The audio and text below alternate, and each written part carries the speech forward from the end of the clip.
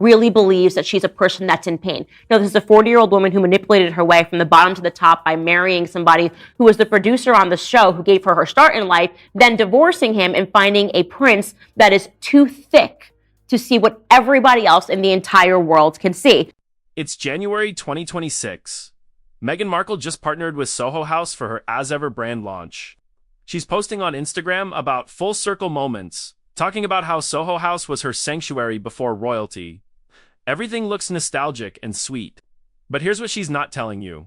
Conservative commentator Candace Owens just went nuclear. Word spreading through channels, says Candace got her hands on something explosive. Soho House membership files. Documents allegedly showing Meghan's real relationship with the exclusive club during her pre-Harry years. And sources claim these files contain a list. 89 men high-profile members. Wealthy, powerful, connected. And Meghan's name appears throughout as what insiders are calling a VIP companion, not a regular member networking casually. A companion specifically arranged for elite connections. The kind of arrangement that makes those full circle Instagram posts look very different when you understand what the circle actually involved. Reports suggest Candace dropped this information during a recent broadcast, and Meghan's camp went into crisis mode immediately. Total silence. No denials, no lawsuits, no statements, just radio quiet. While the allegations spread, so buckle up tight, because if these files are real, everything. Meghan built her image on crumbles. He has an opportunity to save her. That is the truth. And it's worked, right? So she's done this convincing performance for Harry that I don't know how I ended here. I just love you. And I'm just like your mom. And the one chance that you had to save your mom again, when he recounts that. Let me tell you about Candace Owens and her track record with Meghan, because this isn't new territory. Candace has been one of Meghan's most vocal critics for years. She's called her manipulative, inauthentic, someone who uses people to get ahead. Back in 2019, Candace literally called Meghan a witch on Twitter after the Africa documentary. In January 2025, when Meghan and Harry showed up at the LA wildfire disaster zone, Candace told Newsweek directly that she agreed with public sentiment, calling them inauthentic ambulance chasers. Those are her exact words. Not holding back, not being polite, just straight criticism.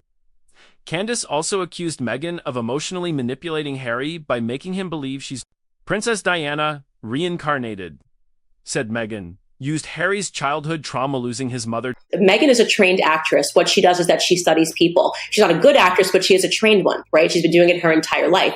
And there is no doubt that she studied Princess Diana. She studied her mannerisms towards Harry when he was a boy and the way that she grabs her face. And this is the psychopathic elements of what she does, putting a pregnancy text next to Princess Diana's hair, saying that she put her hands on the grave to have a conversation with her, bursting into tears. So, when word surfaces in September 2025 that Candace exposed Meghan's dark Soho passed on air, it fits her pattern perfectly. This woman doesn't play games. She researches, she investigates, and when she thinks she's got something, she goes public hard. Now, sources are saying Candace took it even further, got actual documentation. Membership files from Soho House showing the real nature of Meghan's connection to the club. And if those files exist, if they show what's being claimed, Meghan's got a massive problem. Now let's talk about Soho House, because understanding this club is crucial to understanding why these alleged files matter so much. Soho House isn't some regular social club. It's an exclusive members-only network designed specifically for elite networking among wealthy, powerful, creative people. Membership is extremely selective. Even Kim Kardashian and Kobe Bryant got denied. The founder, Nick Jones, literally said they try not to give membership to people who would bring paparazzi. Actually, after Meghan Markle left Deal or No Deal, it turns out that she took a role on 90210, and the role was her performing oral sex on a man in a car. So here's where it gets interesting. Meghan's closest friend for years has been Marcus Anderson. And Marcus isn't just any Soho House member. He's the global membership director, meaning he literally decides who gets in and who doesn't.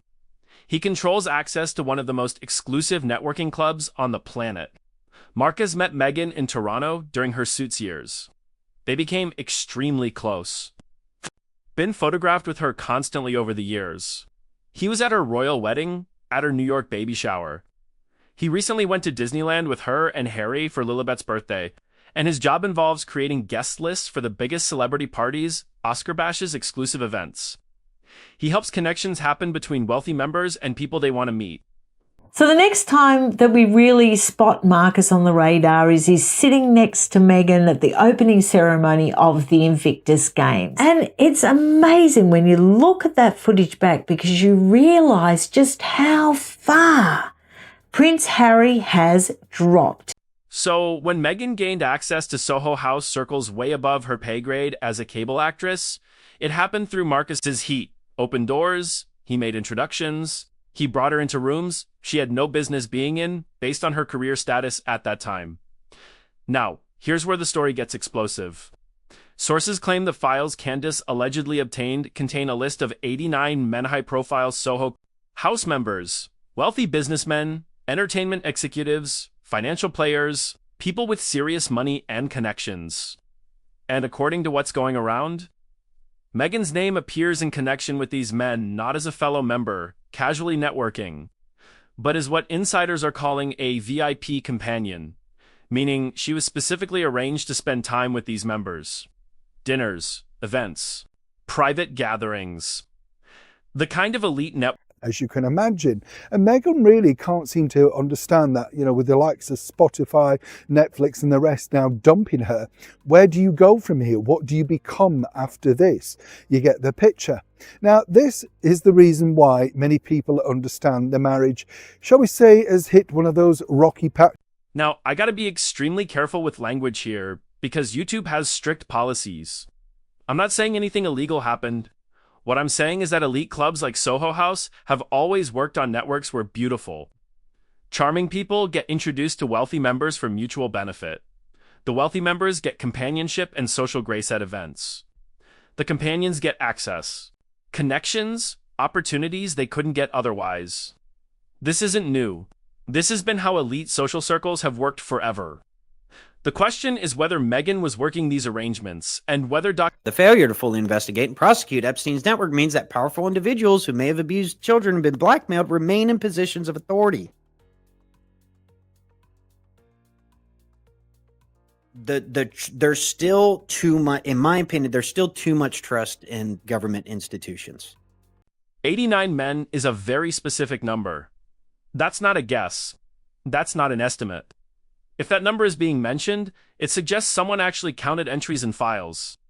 Someone went through documentation and tallied how many different high-profile members Meghan was connected with during her Soho House years. And if Candace has those files, if she's seen that documentation, that's why Meghan's staying silent. Because I just don't understand people that think leaning into this victim mentality is something that people want to hear, especially nowadays. It's just old. It's just aged. Nobody wants to hear how oppressed you are as a princess. It just doesn't make any sense. let me connect the dots on Marcus Anderson because his role here is absolutely crucial. As global membership director, Marcus doesn't just decide who joins Soho House. He helps the entire member experience. He creates connections. He arranges introductions. He makes sure members get what they're paying high prices for. Marcus Anderson. Marcus Anderson is very unique in the Meghan Markle Disposable Friends series because Marcus is indispensable. Without Marcus Anderson, I hope to prove to you in this video that Meghan Markle wouldn't have the level of global fame. Royal author Katie Nicholl confirmed that when Harry wanted to meet Meghan, he asked Marcus to set it up. Marcus arranged for them to meet in a private room at Soho House with about 7 or 8 other people. Perfect, informal environment for them to connect. Think about what that means.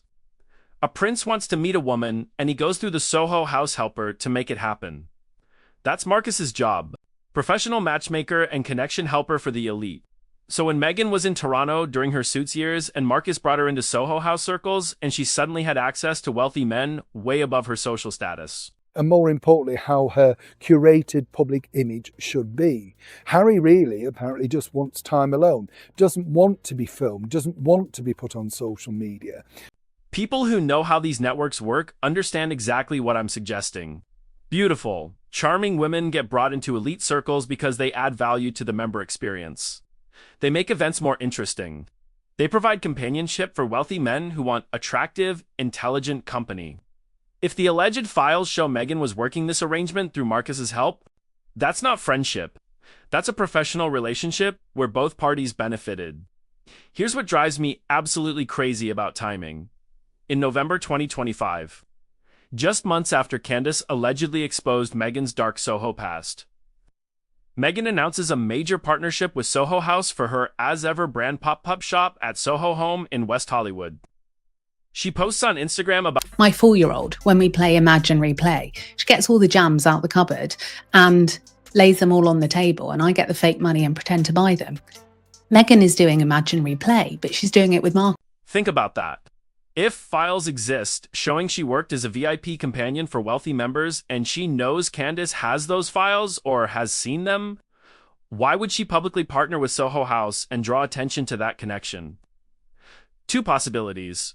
Either the files don't exist and she's not worried, or she's trying to control the story. By partnering with Soho House publicly and framing it as nostalgic friendship, she's getting ahead of any story about the real nature of her connection to the club. It's classic PR strategy. If damaging information might come out, you release a positive version first. That way, when the negative version comes up, you can say you already addressed it. Royal commentator Kinsey Schofield said sources told her Meghan chose Soho House for the partnership specifically because it's a close. And you knew that you wanted to go back to LA and that Canada was always going to be a pit stop. From the very beginning, this woman orchestrated leaving the royal family because all she's ever wanted in her life was to be an A-lister in Hollywood. She did not have the talent to become an A-lister in Hollywood. She was relegated to a D-list actress spot on a show called Suits that nobody in America had seen, but apparently, which Prince Harry lets us know. That's someone worried about what might come out. That's someone trying to reframe a relationship before the real story gets told. Let me walk you through what sources claim these files contain. Not saying this is verified, I'm telling you what's being reported in channels discussing Candace's alleged findings. Membership records supposedly show Meghan was never actually a full member of Soho House herself. She was always a guest, always accompanying actual members, never paying her own membership fees. Which makes sense, because Soho House membership is expensive and exclusive. But the records allegedly show she had constant access to multiple Soho House locations internationally. Toronto, London, New York. How does someone who's not a member get that level of access? Inspired, as it says, inspired by Soho House. Am I wrong? I thought Soho House was like not doing well or potentially going under and struggling. Maybe that was just the London branch, but it didn't sound like things were going well. Maybe not across the board. I don't know. But last I heard, things weren't going well for Soho House. The files reportedly detail which members she was connected, with names of wealthy businessmen, entertainment executives, financial players, events she attended with these men.